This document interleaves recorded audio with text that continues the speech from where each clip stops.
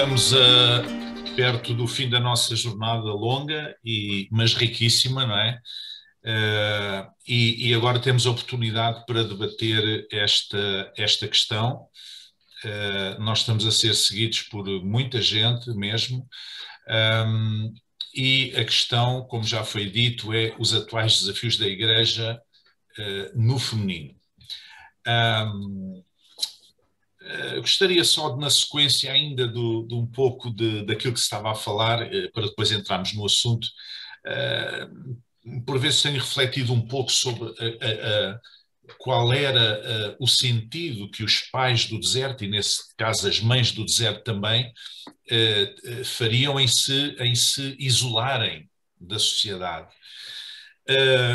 Mas uma das coisas que tenho refletido é que naquelas sociedades antigas, e mesmo na Palestina, nos tempos de Jesus, as casas, só as casas dos ricos, os palácios, é que eram, digamos, casas mais elaboradas.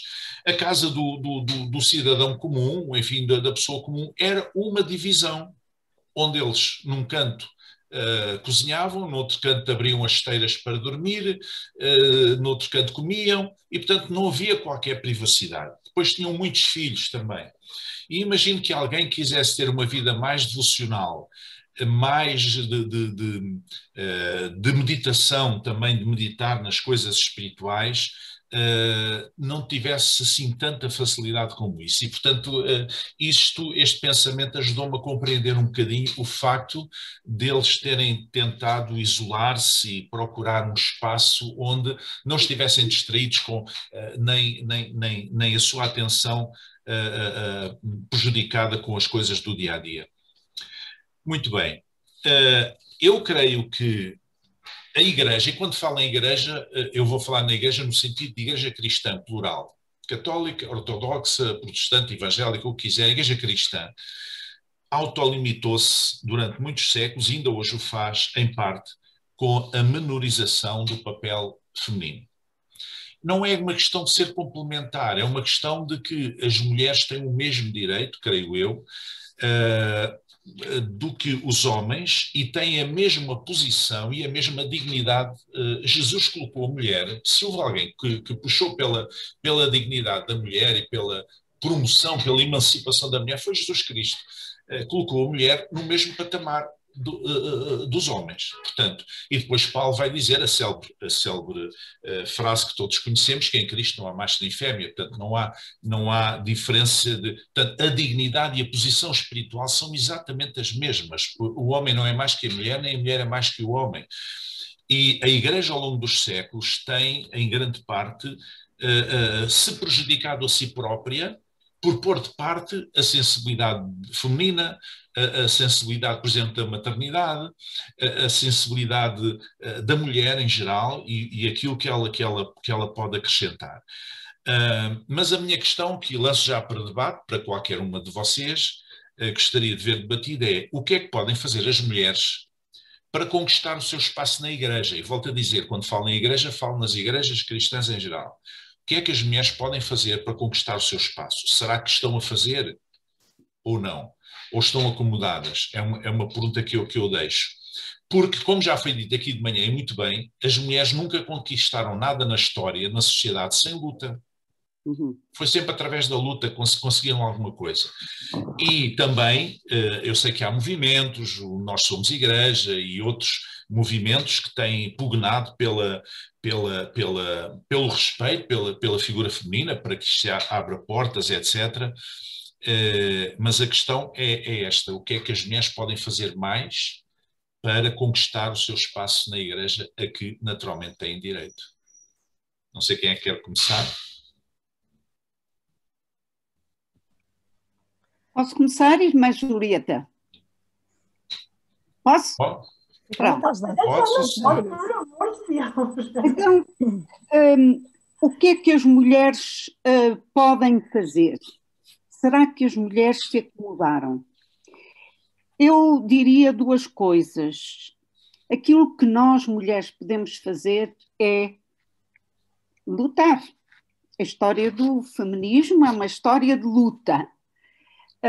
A história do matriarcado também é uma história de luta, e a história das mulheres que lutam nas igrejas também é uma história, e é uma história fundadora.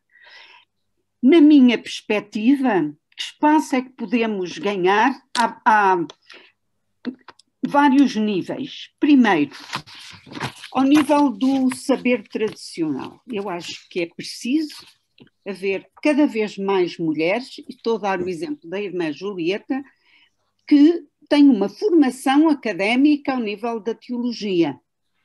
Portanto, precisamos de mais mulheres como ela. Eu não sou teóloga, mas a fazer leituras da teologia, dos evangelhos, etc., no feminino. Aliás, há novas teologias muito interessantes que eu tenho acompanhado. Por exemplo, há toda uma teologia mariana, uma teologia sobre Maria, que é exatamente uma teologia que afirma a voz fundadora que Maria teve nos inícios do cristianismo.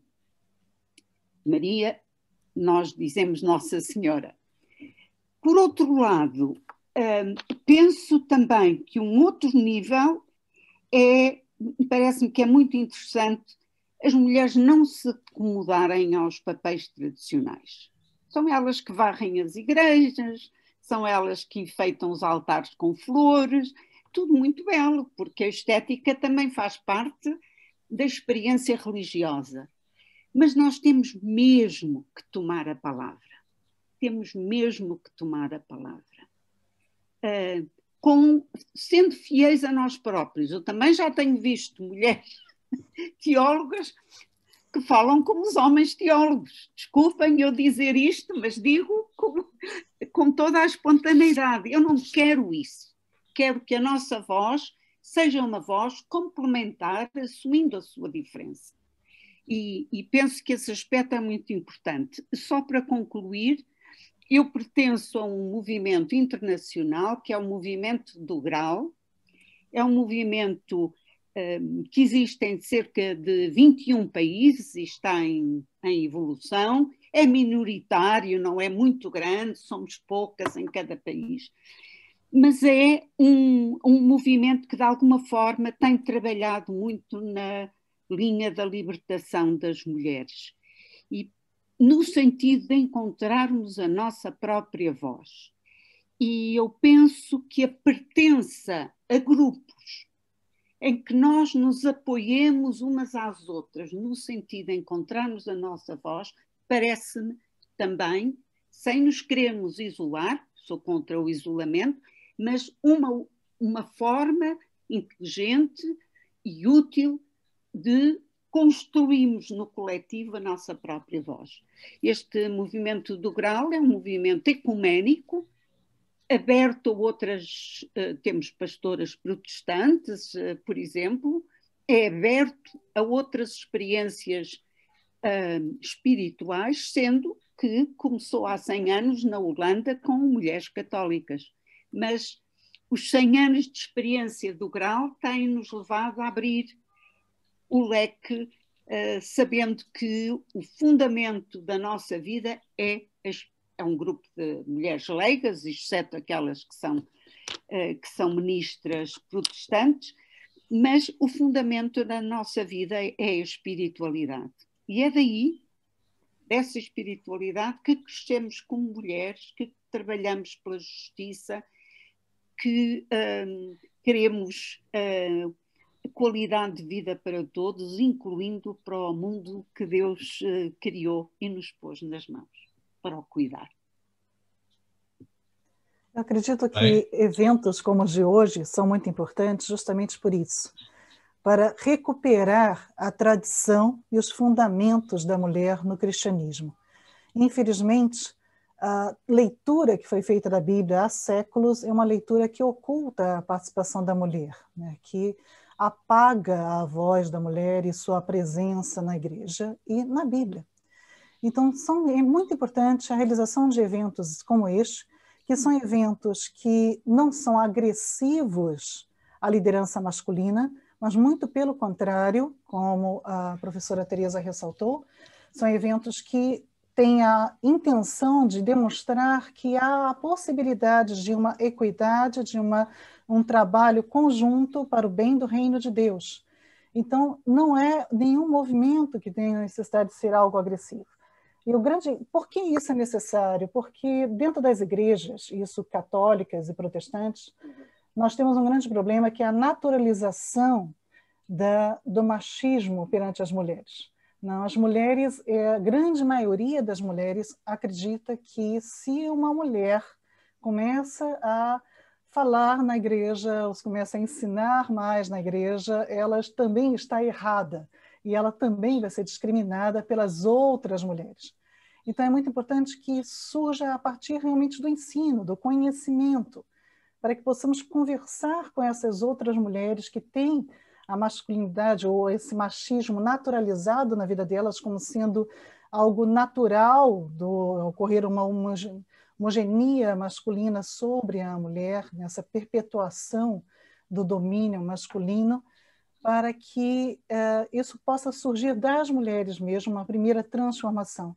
A partir do momento que as mulheres dentro da própria igreja começam a perceber que elas têm um valor muito maior do que apenas servir o cafezinho ou receber as pessoas na porta da igreja, elas também vão começar a assumir a sua posição, o seu lugar.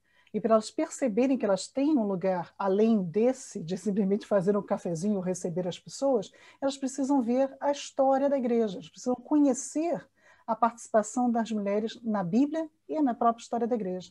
É por isso a minha resposta, professor Brissos, é termos mais eventos como este. Este é o primeiro evento em Portugal realizado só com mulheres falando, né? Algo que eu tenho já há um tempo trabalhado na própria lusófona, né? Falando não é possível que passamos, por exemplo, um livro sobre a mulher na Bíblia e na contemporaneidade, onde não tenha nenhuma autora do sexo feminino, só homens escrevendo. Já foi uma grande coisa sair o livro, mas é preciso que abra mais espaço para a voz da mulher, para que a mulher possa falar à mulher e falar também aos homens. Então, nesse momento, eu congratulo o professor Brissos, o professor Paulo, por terem permitido a existência desse evento e desafio para que outros venham, isso seja só o primeiro. Com certeza. A professora Luísa queria falar também, faça favor. Tem que ligar isso. Obrigada, acho que agora sim. Estou ouvindo um barulho estranho, mas acho que dá para falar agora. Eu gostaria de dar continuidade, então, à fala da professora Teresa, da qual gostei muito, porque ela fala das mulheres silenciadas, e eu falei das mulheres invisibilizadas. Quer dizer, nós vimos a mesma coisa em perspectivas diferentes. Mas eu também acho que é muito importante que as mulheres se deem conta de que elas próprias têm que escrever a sua história. Esse caminho de luta eu acho que é importantíssimo. Essa busca por conhecimento da história das mulheres na igreja, nos primórdios do cristianismo, enfim, passando pelas madres do deserto e vindo mais além.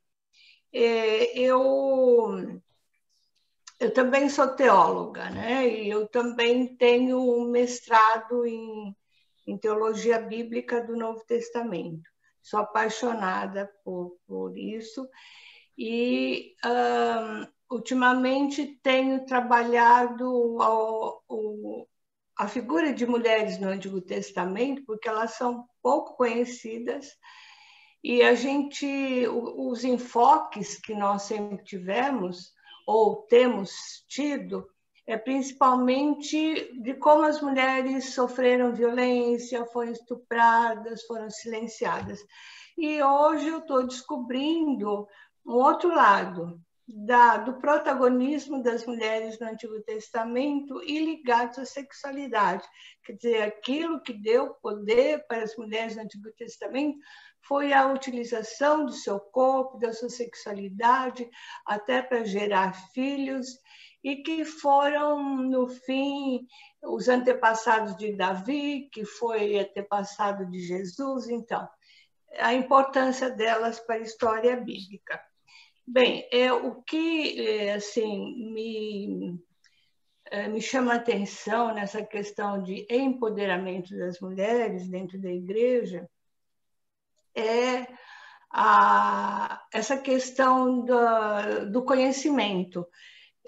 E eu diria também da conscientização, de que as mulheres elas têm que entender que elas estão dentro de um contexto sociopolítico, onde as mulheres, de um modo geral, e principalmente na igreja, têm sido silenciadas ou invisibilizadas.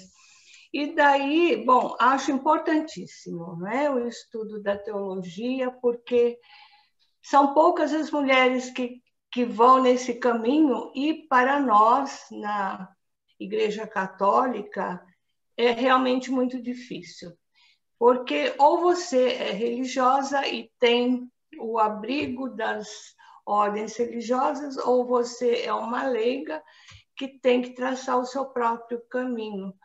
E o que eu vejo, ou tenho visto, é que muitas teólogas, né, que fizeram até o mestrado, quando passaram para o doutorado, resolveram mudar, porque não há espaços para que as mulheres lecionem de forma efetiva nas faculdades de teologia. Então, esse seria um primeiro ponto. Quer dizer, quando a professora Teresa fala de lutas, eu já imagino nessa perspectiva também, né?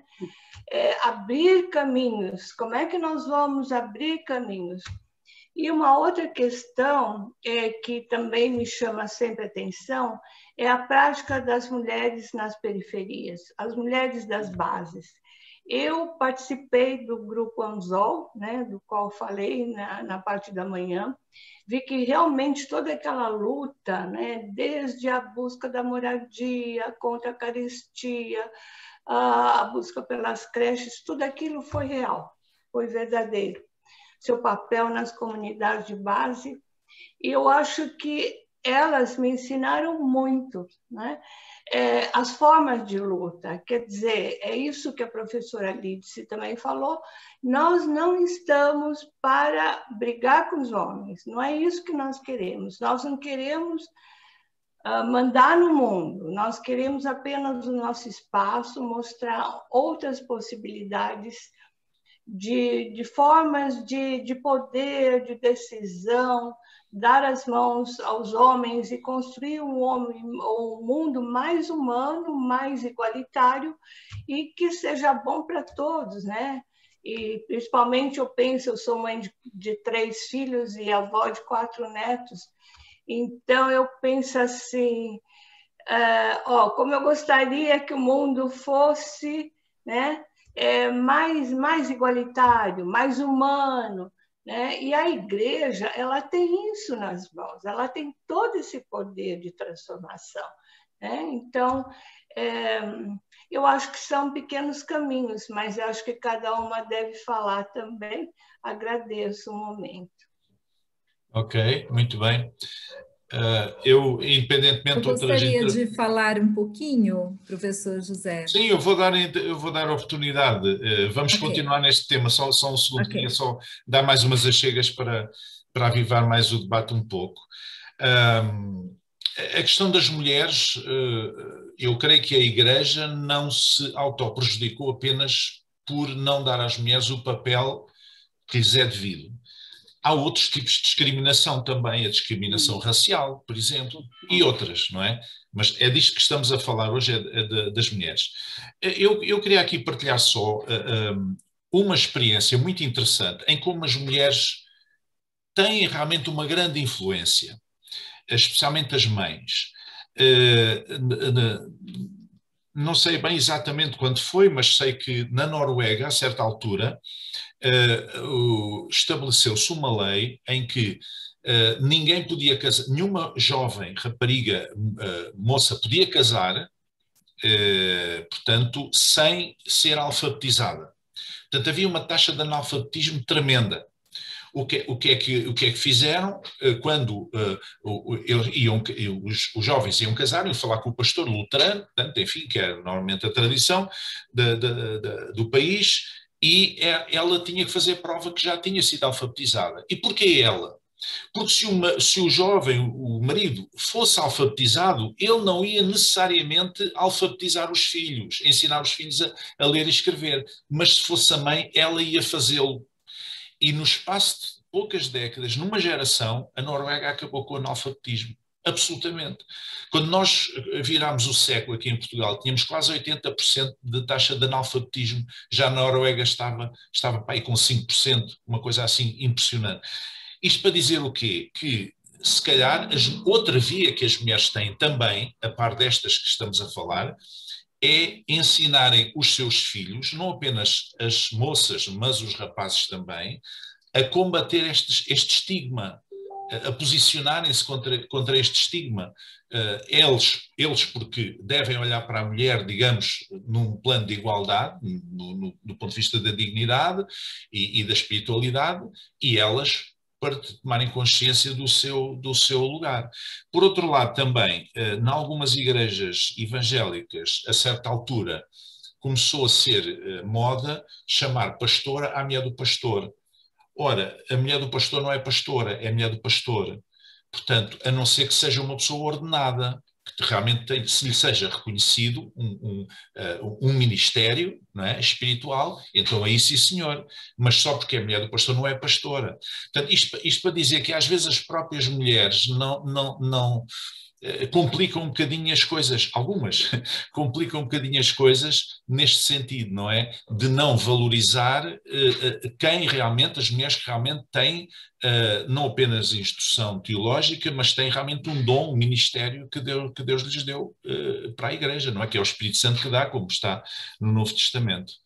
Era só isto que eu queria introduzir também. Desculpe lá, professora Sandra, faça favor. Não, está bem, obrigada. Até foi bom ouvi-lo em relação a isso, porque eu gostaria de dizer algo. Você começou essa sessão, agora a última sessão do evento, perguntando sobre o que as mulheres podem fazer para conquistar o seu espaço. E eu diria, nós estamos fazendo isso há milênios. Nós já estamos lutando por isso há milênios. Eu acho que a grande pergunta é quando vocês, homens, vão se unir a nós na luta pela igualdade e equidade de gênero?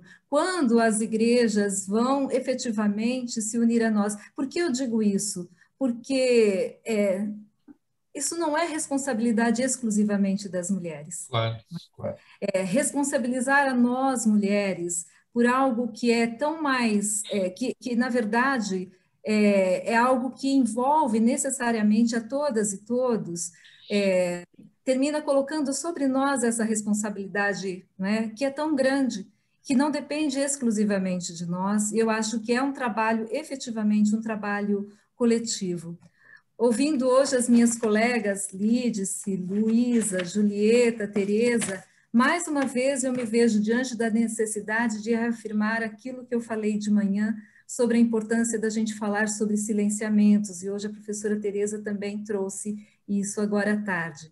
Como eu disse de manhã, a predominância dos registros sobre os homens, ela termina contribuindo para a sedimentação de uma memória que está habituada a essa presença masculina.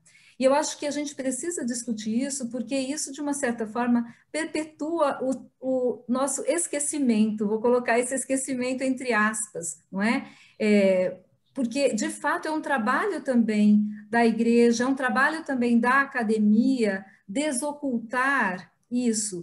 Veja só, os trabalhos que foram apresentados hoje aqui, especialmente, assim, todos os trabalhos apresentados, demonstram que a gente tem que fazer praticamente um exercício de escavação, uma certa arqueologia das letras para trazer as mulheres à tona, não é?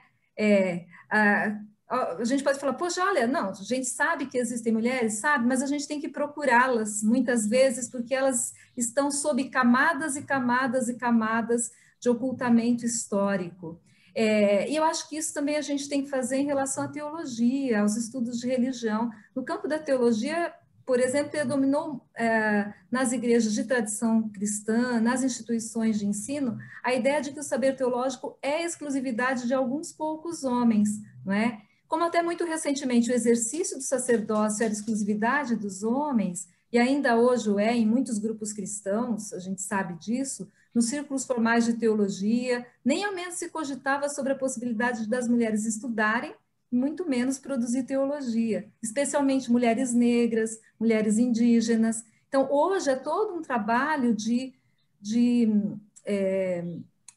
reconhecimento e também de desocultamento dessa capacidade teológica, né? Então, se eu tenho de dizer alguma coisa em relação ao que a igreja pode fazer, não é? Ao que a academia pode fazer para nos ajudar nesse processo de afirmação dos espaços das mulheres, é justamente nos ajudar a amplificar as vozes, não é? Essas vozes que estão aí, mas que estão escondidas sob todas essas camadas que tentam, de uma ou outra forma, tirar de nós a legitimidade da fala pública e da fala, enfim, que subverte uma ordem que não é a ordem que é para todas e todos. Então, na busca de uma ordem que seja de todas e todos, eu diria que o nosso trabalho é de juntas e juntos desocultarmos e limparmos essa camada toda que está sobre nós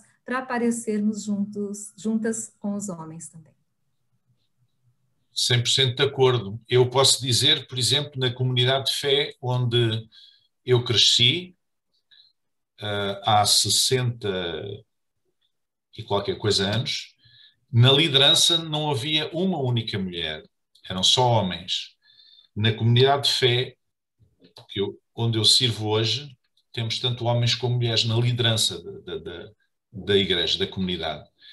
E ao longo do tempo, em reuniões de liderança a nível nacional, eu cheguei a assistir bastante constrangido e falei contra isso, em situações em que se defendia que as mulheres não podiam ser pastoras, e quando neste movimento havia situações em que o marido era o pastor, mas quem ensinava era a mulher, quem tinha dom da palavra, dom de ensino era a mulher, não era o marido. Mas porque era uma mulher, ela não podia ser pastora, tinha que ser... E havia vários casos assim. E mesmo assim, o machismo era tão forte que os homens não queriam admitir que as mulheres fossem pastoras. Isto já foi há umas décadas, não é? Entanto, as coisas mudaram e estão a mudar, mas estou de acordo consigo, é uma tarefa de mulheres e de homens, assim como o combate contra o racismo não é um trabalho dos negros, é um trabalho de negros, brancos, de asiáticos, de toda a gente. E nós sabemos que é um problema também. Eu posso falar? Pode. Na mesma linha, que é assim, há coisas, eu falo da Igreja Católica, que é onde eu me sinto, que eu conheço melhor. E não é fácil, porque normalmente mulheres que falam sobre a interpretação feminina dos textos do Evangelho e que falam da atitude de Jesus para com as mulheres, o que é que lhes acontece? Nem sequer reagem ao que nós dizemos, porque se reagissem, estavam-nos a visibilizar, estavam-nos a tornar conhecidas na nossa fala. Portanto, pura e simplesmente não nos chamam. E são, digamos, grupos muito periféricos do centro das igrejas que chamam para falarmos sobre a mulher na igreja. As próprias mulheres, como já, e foi uma questão que ficou da parte da manhã, que era porque é que as mulheres têm falta de consciencialização do seu papel na Igreja. Eu digo que na Igreja Católica o facto da direção espiritual, do sacramento da penitência, é só ministrado por homens. E, portanto, os homens vão formando o sentido espiritual das mulheres ao seu jeito. E são poucas as que, digamos, isso talvez não faça sentido. Pronto, eu tive a sorte de ter uma mãe que era quase analfabeta. Eu digo quase analfabeta porque ela não tinha exame nenhum, sabia ler e escrever com muitos erros. Mas era uma mulher de uma sabedoria extrema. E, portanto, quando eu tinha algum problema de consciência, era ela que ia. E ela muitas vezes me dizia: bem, mas não te vais conversar sobre isso, porque se vais conversar sobre isso, o padre diz isto, mais aquilo, mais não sei o quê, e ficas tu. E, portanto, mas depois era muito sensata, assim: olha, nesta circunstância não faças isto, não faças aquilo. Não é que tenha mal, mas isso vais escandalizar as pessoas e não tens o direito de escandalizar ninguém. Agora, de resto, faz e não tenhas problema. Umas vezes, outras vezes dizia mesmo: não, isso é impossível fazer. E, portanto, eu tive essa sorte de em casa eu ter alguém que me abrisse o espírito nesse sentido. Por isso, quando me fiz freira, eu fiz-me freira para poder anunciar Jesus Cristo a uma possibilidade maior de pessoas. E o que é que eu percebi? Que havia coisas que não faziam sentido. Sobretudo falar de Maria, a mãe de Jesus, que é uma mulher de facto fabulosa e que para mim hoje é um paradigma de mulher e que eu assumo como modelo. Mas a forma como me falavam de Maria não era para mim, não era para mim. Portanto, porque Maria foi quem foi e foi o que foi, porque não era bem mulher, era mais divina do que mulher. Ora, eu, como sou humana, e portanto eu disse: não, mas eu tenho, até porque pertenço a um instituto de nome mariano, Coração de Maria, portanto, eu tenho de conhecer as Escrituras para eu ler e interpretar os textos acerca, e foi o primeiro trabalho que eu fiz há mais de 40 anos, foi precisamente a leitura de Maria de Nazaré. E, de facto, eu achei aquela mulher completamente espantosa. E depois, então, debrucei-me sobre todas as mulheres do Novo Testamento. E quando cheguei à Maria Madalena, de facto, assim, aqui estão as duas mulheres que ficam... Agora, isto do silenciamento e, portanto, das mulheres não terem consciência, e repito, há 30 anos, quando eu comecei a falar destas coisas, as grandes críticas vinham-me de mulheres. E pronto, é tal coisa, e não me chamam para digamos, as coisas, digamos, das igrejas, não me chamam para falar sobre isto. São grupos mais restritos que querem, de facto, ouvir a palavra a interpretação das mulheres acerca da Bíblia e, portanto, é toda essa. E eu acho que a formação, eu também tinha conhecimento do problema da Noruega, é que quantas mais mulheres tiverem acesso ao conhecimento, ao saber, à interpretação da Bíblia, que não precisam propriamente de ter um curso mesmo de teologia, mas tendo grupos de estudo bíblico, elas depois podem, de facto, ser as grandes promotoras da mulher. Porque eu, por exemplo, eu não quero ser, em termos católicos, eu não quero ser ordenada sacerdote. Eu já sou sacerdote pelo batismo.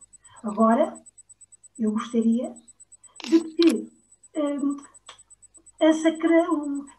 as ordens sacras acabassem, eram as ordenações para ministérios, para funções e para qualquer função. E aí sim, eu gostaria que as mulheres pudessem ser ordenadas para exercer qualquer função dentro da igreja, sem a sacralidade do sacramento, no sacramento, mas sem o espírito sacro.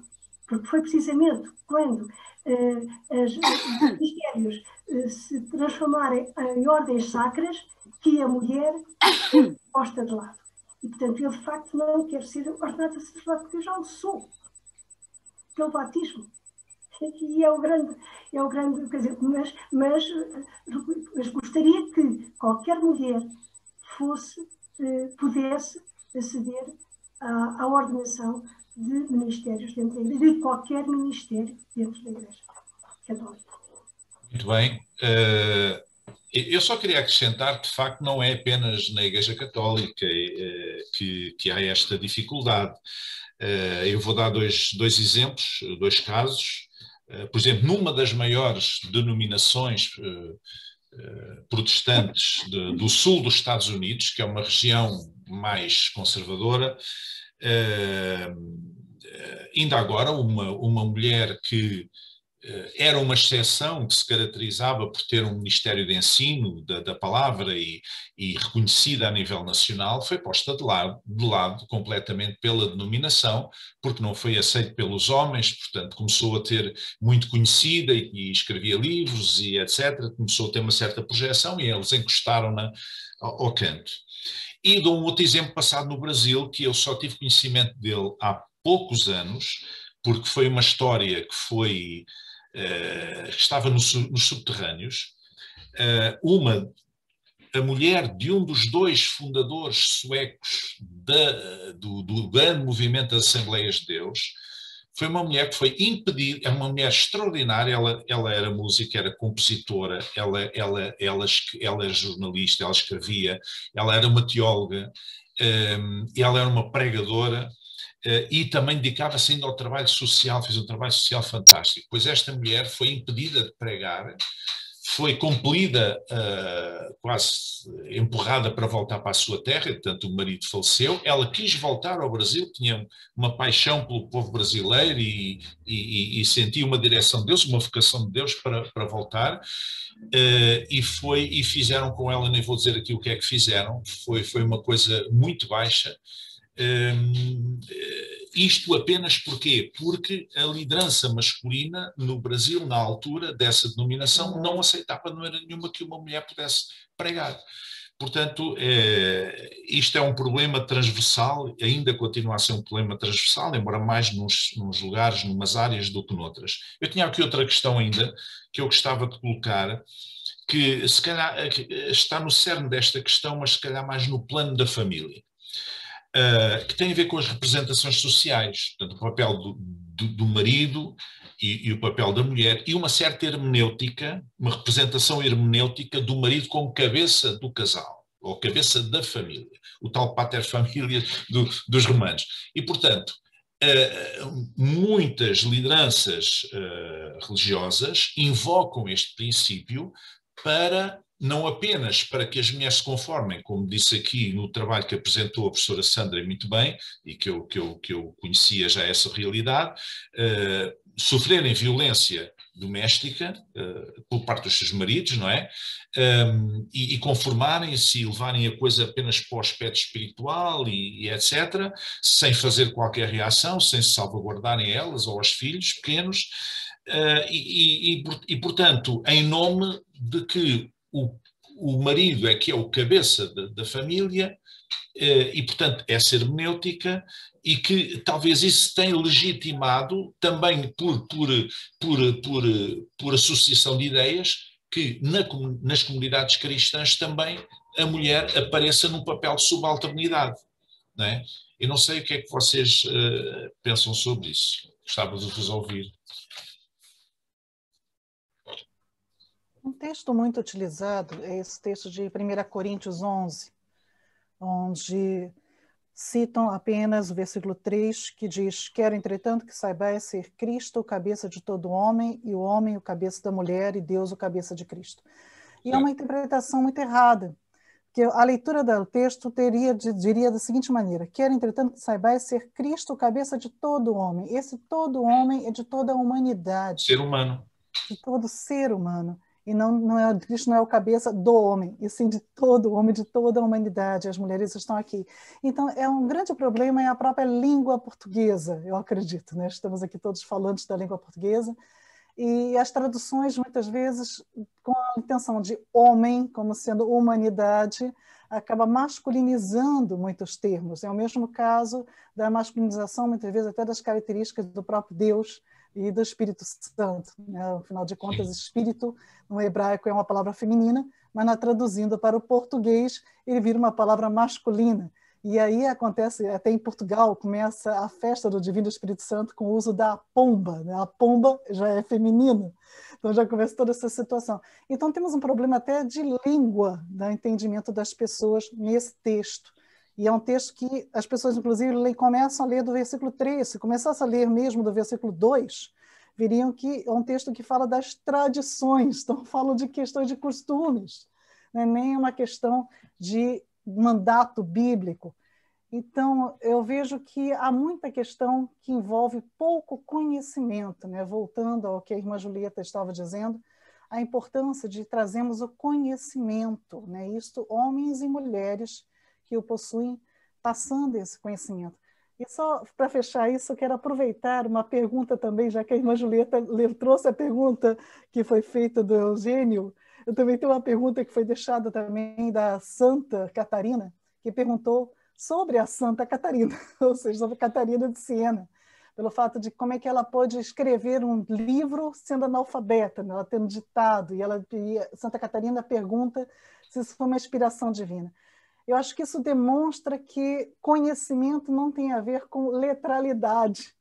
Então, voltando ao que também já foi dito agora há pouco, né? Não há necessidade da mulher aprender teologia. Então, claro, seria fantástico e é muito bom que mulheres façam teologia, mas não precisa que todas façam teologia. Precisamos ter mulheres em outros campos, precisamos de mulheres antropólogas, sociólogas, precisamos de mulheres pedagogas, precisamos de mulheres trabalhando em todas as áreas, para trazer o conhecimento bíblico também dentro dessas outras áreas.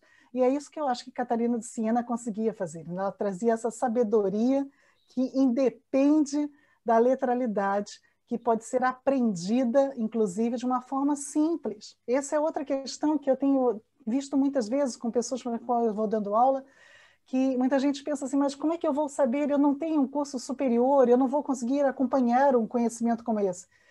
O conhecimento não precisa de um ensino superior, e é por isso que temos que passá-lo da maneira mais simples possível, para que todos possam ter acesso a esse conhecimento. E aí sim a mudança possa acontecer. Concordo com a Sandra, a partir de homens e de mulheres, não só a partir das mulheres. Muito bem, agora nessa sequência até aproveito para dizer que as páginas da revista Teologia, portanto, que o Instituto de Cristianismo Contemporâneo publica, na área da Ciência das Religiões, da Universidade Lusófona, uma revista chamada Ad Eternum, uma revista científica de teologia, estão abertas a qualquer de vocês que queira escrever, além da professora Lídice, que faz parte também do corpo editorial e que também já escreveu, para escrever artigos, enfim, que entendam a reforçar estes aspectos da Igreja no feminino, que é tão importante, e há pouca gente a escrever sobre eles, não é? Portanto, sintam-se à vontade para isso. Nós estamos a chegar ao fim. Eu agradeço esta mesa redonda, que creio que foi muito, muito interessante, muito suculenta, e agora eu daria, para fazermos o fecho, daria a palavra à professora Lídice e depois eu irei encerrar também rapidamente. Ok, agradecendo a vossa presença, mas já vamos fazer os agradecimentos no final. Professora Lídice, faça favor. Eu agradeço, professor Brisman, fui eu que acabei de falando agora, nesse exato momento também. Eu só queria deixar meus agradecimentos mesmo ao senhor e ao professor Paulo, de terem mais uma vez agradecendo, de ter dado essa oportunidade, e que espero, como eu já coloquei, que essa seja a primeira de muitas outras, que possamos estar trazendo muito mais debate e discussão sobre esse assunto da presença da mulher no cristianismo. Lembrando também que já teremos, a partir de maio, mês que começa daqui a pouco, vários cursos na Lusófona online a respeito das mulheres no cristianismo. Então, serão cursos rápidos, de 4 semanas cada, então, cursos bem tranquilos, adaptados para qualquer pessoa, então ninguém precisa ter, como eu falei, um conhecimento de ensino superior ou de teologia para acompanhar o curso, e serão todos muito bem-vindos. Acompanhe o site do Facebook da Lusófona, de Ciência das Religiões da Lusófona, e logo, logo vocês vão ter também informações sobre isso. Muito obrigada a todas que aceitaram o convite de estar conosco nessa manhã e tarde. Obrigada, Sandra. Obrigada, Luísa. Muito bom, apesar de estar aqui longe de vocês, de Portugal, poder estar um pouquinho mais perto através do computador. Muito bom poder fazer isso. Obrigada, irmã Julieta. Obrigada, Tereza. Minhas irmãs queridas aqui de Portugal também. Foi muito bom poder compartilhar esses momentos com vocês e aprender muito de vocês também. Agradeço e espero que possamos nos encontrar muitas outras vezes. Quero reforçar os agradecimentos também a todas vocês. Quando eu pensei fazer estas jornadas dedicadas a este tema, claro que veio-me logo à mente falar com a professora Lídice e pedir para ela organizar e fazer alguns contactos, e então o formato foi este, e pensámos num horário que fosse possível para o Brasil também, uma vez que agora há 4 horas de diferença de fuso horário, e portanto quero agradecer a cada uma das oradoras que fizeram as intervenções. Foram todas importantes, riquíssimas, apreciei bastante. Quero agradecer também ao professor Paulo Mendes Pinto e à professora Lídice, que enquanto moderadores estiveram um da parte da manhã e outra parte da tarde. O Paulo Mendes Pinto agradeço especialmente porque é o responsável da ciência das religiões e, portanto, tem-nos dado sempre o caminho aberto para nós desenvolvermos, a nível do Instituto de Cristianismo Contemporâneo, toda a nossa atividade centrada mais na área do cristianismo. Quero dizer também que cada palestra será editada num vídeo que vai estar publicado no YouTube, na página do YouTube da Ciência das Religiões. Portanto, várias pessoas perguntaram aqui no Facebook se iríamos fazer isso. Claro que o vídeo destas jornadas vai ficar no Facebook, mas é durante um certo tempo, depois é apagado automaticamente pelo Facebook. Por isso, nós fazemos palestra a palestra e editamos e publicamos no YouTube. Ao mesmo tempo quero também já agora aproveitar para aqueles que nos estão a ouvir, e tenho aqui alguns milhares de pessoas que ou nos acompanham ou já acompanharam em parte as nossas jornadas. Quero dizer que de hoje a 15 dias vamos ter as 7ª jornadas de cristianismo contemporâneo sobre um outro problema também muito presente, que é fé e violência. E vamos falar da violência doméstica também, onde vamos ter alguns juristas, um constitucionalista bastante reputado no nosso país, e outras pessoas que vão falar também num horário do género deste. Nós depois vamos divulgar pelos canais habituais sobre a questão da fé e da violência relacionada com a fé, que será também com certeza muito interessante. Mais uma vez, muito obrigado a todas pela vossa participação, a todos aqueles que nos seguiram, e depois, a partir de segunda-feira, poderão ver os vídeos no YouTube, com certeza. Muito obrigado, um grande abraço aí para o Brasil e para Portugal também, ok? Muito obrigado então. Até à próxima. Obrigado. Muito obrigada também, foi um gosto participar nestas jornadas. Gostei muito e aprendi muito com todas as intervenientes. Muito obrigada. Aprendemos todos. Ok, até à próxima. Obrigado.